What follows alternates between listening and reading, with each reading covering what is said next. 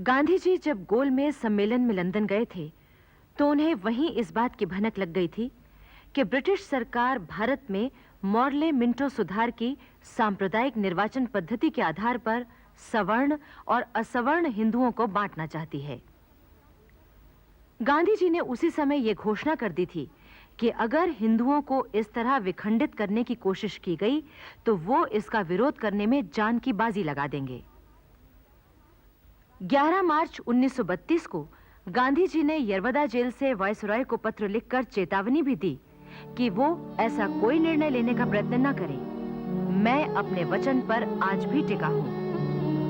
किंतु 17 अगस्त को ब्रिटिश प्रधानमंत्री मिस्टर रैमजे मैकडॉनल्ड ने अपना कुख्यात सांप्रदायिक बंटवारा घोषित कर दिया। इसमें कथित अस्पृश्यों के लिए पृथक निर्वाचन के अधिकार दिए गए थे। ये बात इतनी चालाकी से रखी गई थी कि यदि गांधी जी इसका विरोध करें तो लोगों में गलतफहमी पैदा हो जाए। किया यह गया था कि अस्पृश्यों को अनुपात से अधिक सीटें दी गई थीं। साधारण सीटों में भी प्रतियोगिता का हक दिया गया था। गांधी जी ने 18 अगस्त को ही पत्र लिखा, यदि इस निर्णय को बदला नहीं गया तो मैं 20 सितंबर से आमरण अनशन शुरू करूंगा। ब्रिटिश सरकार ने गांधी जी के इस निश्चय से विचलित हुए बिना ही सारे देश में अनशन की बात का प्रचार कर दिया ताकि लोगों में गलतफहमी फैल जाए।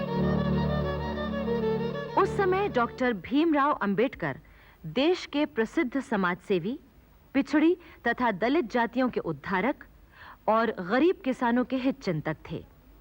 डॉक्टर अंबेडकर को सन 1913 में बड़ौदा के महाराजा ने अमेरिका के कोलंबिया विश्वविद्यालय में राजनीति शास्त्र का अध्ययन करने भेजा था। उन्होंने सन 1916 में भारत में जाति भेद नामक प्रबंध लिखकर प्रोफेसर गोल्डेन के सामने पढ़ा। फिर उसी साल भारत की अर्थव्यवस्था पर एक प्रबंध लिखा जिस पर कोलंबिया विश्वविद्यालय ने उन्हें पीएचडी की डिग्री प्रदान की। सन 1917 में डॉक्टर अंबेडकर ने लंदन स्कूल ऑफ इकोनॉमिक्स में प्रवेश लिया। फिर सन 1918 में भारत लौटने पर वो बंबई के एक कॉलेज में अर्थशास्त्र के प्रोफेसर नियुक्त हुए। इसके बाद 1923 में डॉक्टर अंबेडकर ने बंबई में बैरिस्ट्री शुरू की। सन 1924 में उन्होंने बंबई में बहिष्कृत हितकारिणी सभा की स्थापना की। यहीं से उनके अछूतोद्धार आंदोलन का श्री गणेश हुआ। इस आंदोलन के मुख्य कार्यक्रम थे उस समय के अछूत कहे जाने वालों में शिक्षा का प्रसार करने के लिए छात्रालय की स्थापना करना, सांस्कृतिक विकास, वाचनालय तथा अभ्यास केंद्र चलाना, औद्योगिक तथा कृषि स्कूल खोलना, अस्पृश्यता निवारण के आंदोलन को गतिशील बनाना। जब लंदन में पहली गोलमेज कॉन्फ्रेंस हुई तो उसमें डॉक्टर अंबेडकर भी शामिल हुए थे। वहां उन्होंने भारत के दलित लोगों की ओर से कहा, हमारी जनसंख्या हिंदुस्तान की जनसंख्या का 5वां भाग है, लेकिन हमारे इन भाइयों की हालत गुलामों से भी बुरी है। डॉक्टर अंबेडकर ने दलितों के राजनीतिक संरक्षण के लिए एक ज्ञापन पेश किया जिसमें पृथक निर्वाचन संघ तथा सुरक्षित सीटों की मांग की गई थी। डॉक्टर अंबेडकर की यही मांग महात्मा गांधी से उनके मतभेदों का कारण बनी। 15 अगस्त 1931 को दोनों नेताओं के बीच इस विषय पर बातचीत भी हुई, पर परिणाम कुछ नहीं निकला। दूसरी गोलमेज कॉन्फ्रेंस में भी ये मतभेद बना रहा। तब ये सोचा गया कि ब्रिटिश प्रधानमंत्री जो उचित समझें अपना फैसला दें, और 17 अगस्त 1932 को ब्रिटिश प्रधानमंत्री ने अपना फैसला सुना दिया तो गांधी जी ने अनशन करने की घोषणा कर दी। 20 सितंबर से महात्मा गांधी ने यरवदा जेल में अपना आमरण अनशन शुरू कर दिया। इससे सारे देश में चिंता फैल गई। जवाहरलाल नेहरू उस समय नैनी जेल में थे। गांधी जी के आमरण उपवास की खबर पाकर वो अत्यंत भावुक हो उठे थे। वो सोचने लगे, अगर बापू मर गए तो हिंदुस्तान की हालत क्या होगी और उसकी राजनीतिक प्रगति का क्या होगा।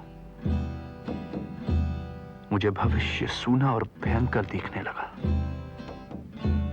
और जब मैं उस पर विचार करता था तो मेरे दिल में एक निराशा सी छा जाती थी।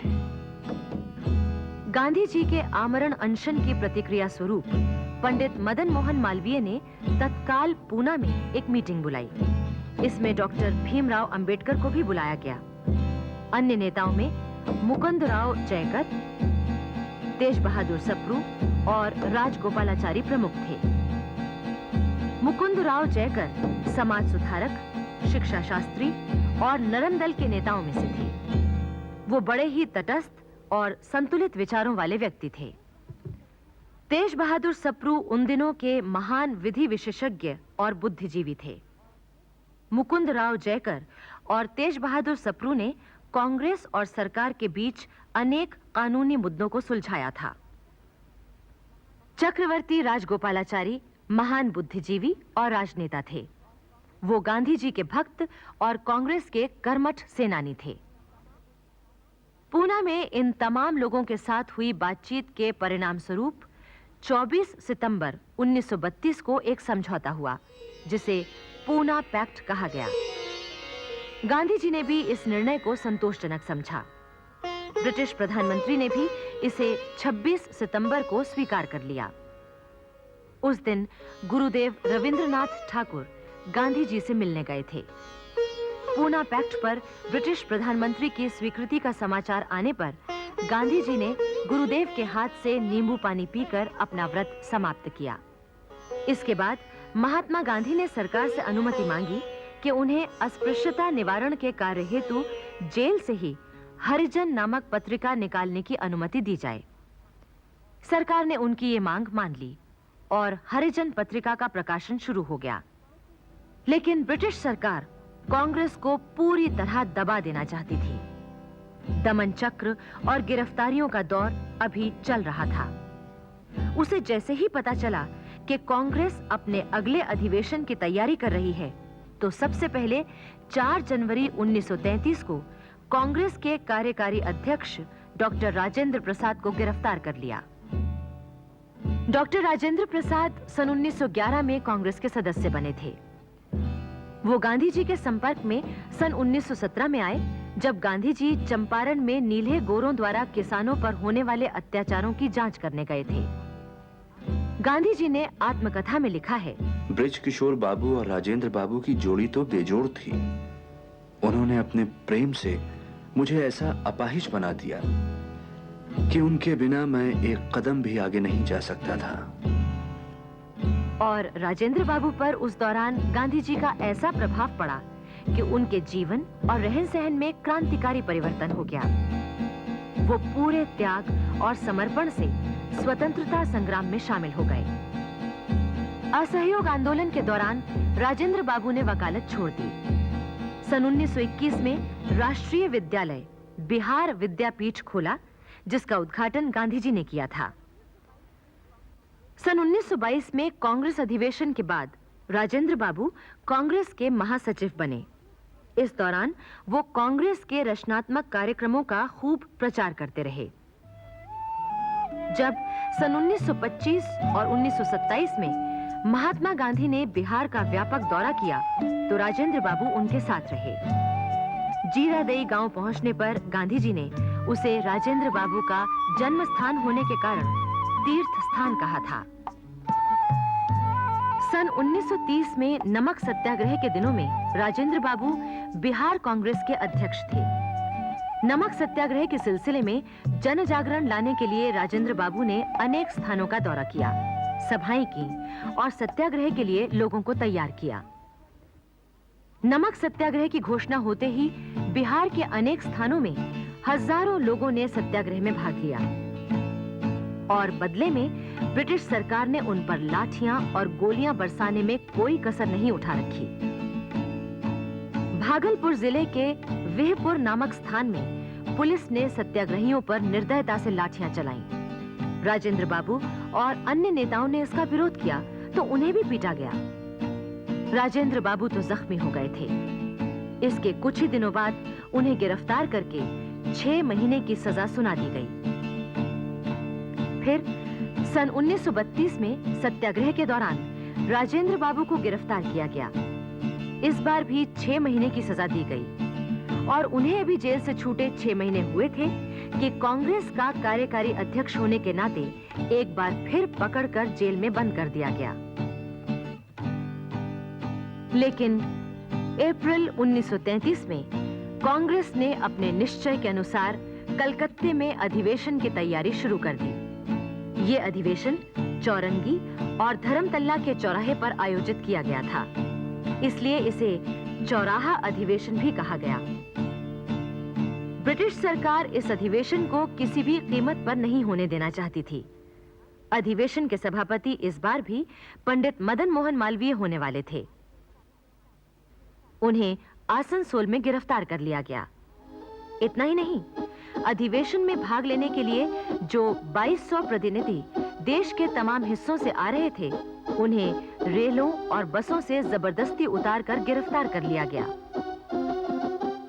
फिर भी करीब आधे प्रतिनिधि अधिवेशन में पहुंच गए और श्रीमती सेनगुप्ता के सभापतित्व में अधिवेशन शुरू हो गया। ठीक इसी समय पुलिस ने प्रतिनिधियों पर आक्रमण कर दिया और भीषण लाठीचार्ज हुआ, किंतु लाठियों की मार सहते हुए भी कांग्रेस के शांत प्रतिनिधि उस समय तक बैठे रहे जब तक कि सारे प्रस्ताव पास नहीं हो गए। ये प्रस्ताव थे: सत्याग्रह आंदोलन को मजबूत बनाया जाए, विदेशी वस्त्रों के बॉयकॉट की अपील देशवासियों से की गई थी, गांधी जी को अनशन की सफलता के लिए बधाई दी गई थी और स्वराज्य के लिए कराची अधिवेशन में स्वीकृत प्रस्ताव के प्रति आस्था प्रकट की गई थी। पुलिस के दमन ने अधिवेशन में काफी गड़बड़ी फैला दी। तमाम प्रतिनिधियों और श्रीमती सेनगुप्ता को गिरफ्तार करके जेल भेज दिया गया। इतिहासकार लिखते हैं कि कांग्रेस का ये चौराहा अधिवेशन गिरफ्तारियों के लिए सदा याद किया जाएगा, क्योंकि ब्रिटिश सरकार ने भारत में आतंक फैलाने की पूरी कोशिश की और चाहा कि कांग्रेस छिन्न भिन्न हो जाए। 8 मई 1933 को गांधी जी ने आत्मशुद्धि और प्रायश्चित करने के लिए 21 दिन का उपवास शुरू किया। तब ब्रिटिश सरकार ने उन्हें ये कहकर जेल से छोड़ दिया कि उनका उपवास अस्पृश्यता निवारण के लिए है। जेल से छूटकर गांधी जी ने तुरंत एक वक्तव्य जारी किया कि सविनय अवज्ञा आंदोलन अस्थायी रूप से बंद कर दिया जाए। इस पर देश भर में लोगों ने गांधी जी के इस निर्णय पर असंतोष जाहिर किया। क्रांति दल के नेता और कांग्रेसी नेता दोनों ही गांधी जी के इस फैसले पर नाराज हुए। उस समय वल्लभ भाई पटेल के बड़े भाई विट्ठल भाई पटेल आंदोलन स्थगित करने के विरोध में एक संयुक्त वक्तव्य जारी करके कहा था, गांधी जी ने तो सत्याग्रह स्थगित कर दिया। ये एक तरह से इस बात को सिद्ध करती है कि वे नेतृत्व तो नहीं कर सकते। हम लोग इस निश्चित मत पर पहुंच चुके हैं कि एक राजनीतिक नेता के रूप में गांधी जी विफल रहे हैं। समय आ गया है कि कांग्रेस को एक नए सिद्धांत पर संगठित किया जाए। इसके लिए एक नए तरीके तथा एक नए नेता का उद्भव जरूरी है। गांधी जी ने सरकार से यह भी कहा, वे इस आंदोलन को स्थगित कर सकते हैं, किंतु शर्त यह है कि राजेंद्र प्रसाद, वल्लभ भाई पटेल, जवाहरलाल नेहरू, मदन मोहन मालवीय, खान अब्दुल गफ्फार खान आदि प्रमुख नेताओं को छोड़ दिया जाए। किंतु सरकार ने गांधी जी की ये अपील ठुकरा दी।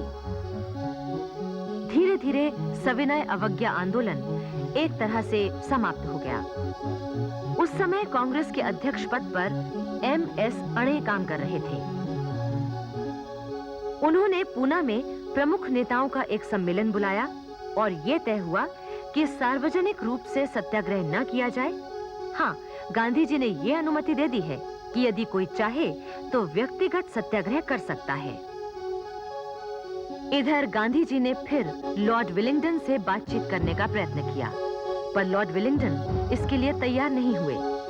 तब गांधी जी ने व्यक्तिगत सत्याग्रह 1 अगस्त से शुरू करने की घोषणा कर दी। उन्होंने साबरमती आश्रम भंग कर दिया और आश्रम वासियों से कहा, आप सब कुछ होम करके व्यक्तिगत सत्याग्रह के लिए तैयार हो जाएं। किंतु सत्याग्रह शुरू होने के पहले ही यानी 31 जुलाई की रात गांधी जी और उनके 34 आश्रमवासियों को गिरफ्तार कर लिया गया। इतिहासकार लिखते हैं कि इस समय न सिर्फ कांग्रेस बल्कि पूरा स्वतंत्रता आंदोलन बड़े नाजुक दौर से गुजर रहा था, क्योंकि ब्रिटिश हुकूमत उसे प्रभावहीन बनाने के लिए कठोर से कठोर कदम उठा रही थी।